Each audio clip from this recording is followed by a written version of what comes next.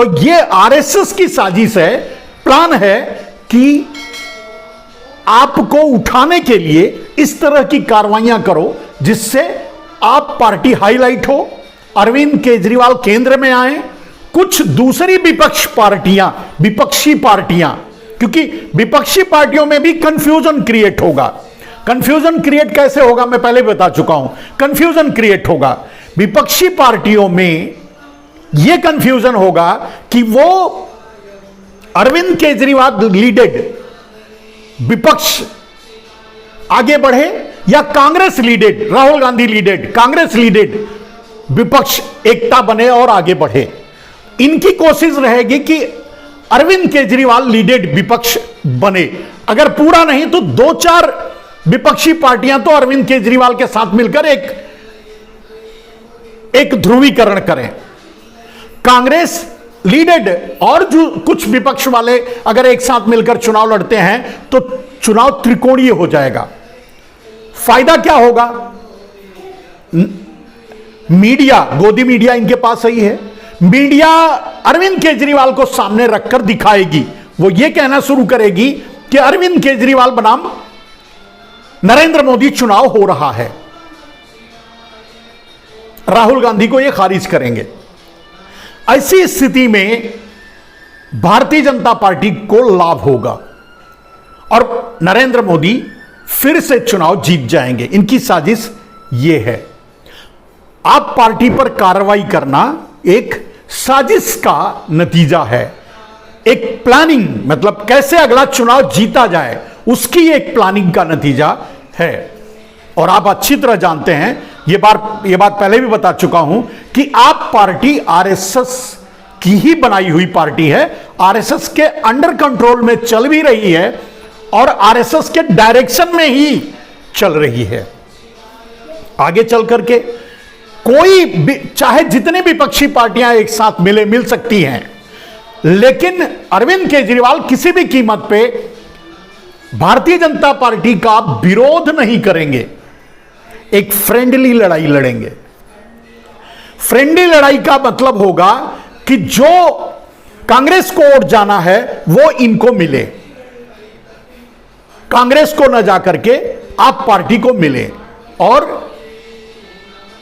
नरेंद्र मोदी जीत जाए। यह साजिश है और यह तो तात्कालिक साजिश है 2024 को ध्यान में रख करके। लंबी साजिश क्या है? लंबी साजिश इनकी योजना है 2 party election, American system, American democracy system.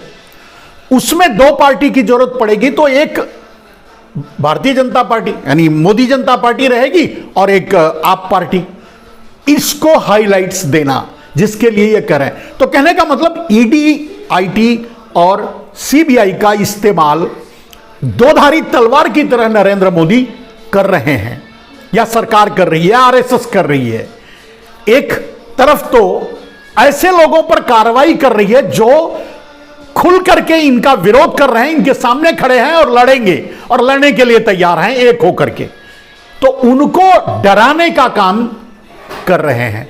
दूसरी तरफ इसी आईटी, इसी सीबीआई से ये प्रचार प्रसार का भी काम ले रहे हैं। जैसे आपको इन्हें यानी अरविंद केजरीवाल को इन्हें प्रचार देना है, एडवर्टाइज देना है, उसके लिए भी ये सीबीआई का इस्तेमाल कर रहे हैं, जिससे अरविंद केजरीवाल को प्रचार मिले, मनीष सिसोदिया को प्रचार मिले, यानी आप पार्टी को प्रचार मिले और वो अगला चुनाव 2024 में वो त्रिकोणीय हो और वोट बंट जाए, भारतीय जनता पार्टी चुनाव निकाल ले, यानी फिर से जीत जाए, यानी देश गया। तो ये मास्टरमाइंड है, मतलब जो अंग्रेजों के साथ मिलकर के देश के साथ धोखा कर सकते हैं, गद्दारी कर सकते हैं, अंग्रेजों की मुखबिरी कर सकते हैं, वो देश को किस ढंग से, किस तरह की साजिशें रच करके कैसे चलेंगे, इसका अंदाजा आम आदमी को नहीं हो पाता। और हम जैसे लोग अगर आपको बताने की भी कोशिश करते हैं तो बहुत दूर तक, बहुत लोगों तक वो भी नहीं पहुंच पाता।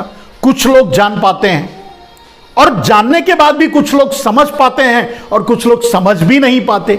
ऐसी स्थिति में क्या होगा? खैर, अब दोस्तों मैंने कहा कि ईडी, सीबीआई और आईटी का एक बहुत खूबसूरत इस्तेमाल नरेंद्र मोदी कर रहे हैं।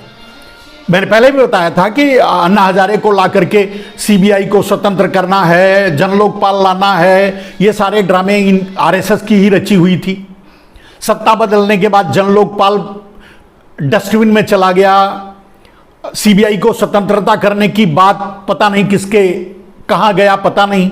आप अंदाजा लगा सकते हैं ये पार्टी क्रिमिनल, मतलब एक साजिश करने वाली पार्टी है, जो शुरू से ही आजादी के पहले इस आरएसएस के गठन से ही देश पर एक साजिश रचना और साजिश करना।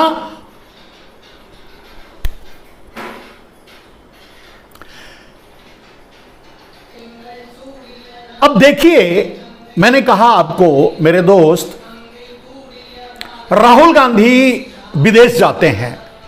विदेश में कहीं अगर लेक्चर देते हैं, कहीं प्रेस कॉन्फ्रेंस अगर हुआ तो उसमें जो कहते हैं, भारतीय जनता पार्टी में राहुल गांधी जो कहते हैं अंग्रेजी में, ये तो समझ में आती है कि भारतीय जनता पार्टी में मूर्खों के अलावा कोई है नहीं, सभी इंटायर पॉलिटिक्स वाले ही हैं। इंटायर पॉलिटिक्स वालों को अंग्रेजी समझ में नहीं आती, ये दुर्भाग्य है देश का।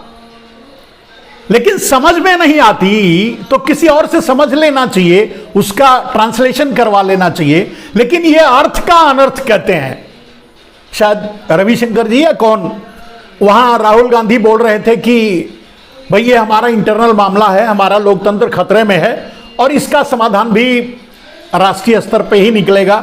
लेकिन रविशंकर जी उछल उछल कर कह रहे थे कि इन्होंने विदेश में बैठ करके विदेशियों से कह रहे हैं कि हमारे लोकतंत्र को बचाने के लिए हमारी मदद करो या हम दखल दो। खैर, ये इनकी कमजोरी है और इस कमजोरी को ये मानेंगे भी नहीं।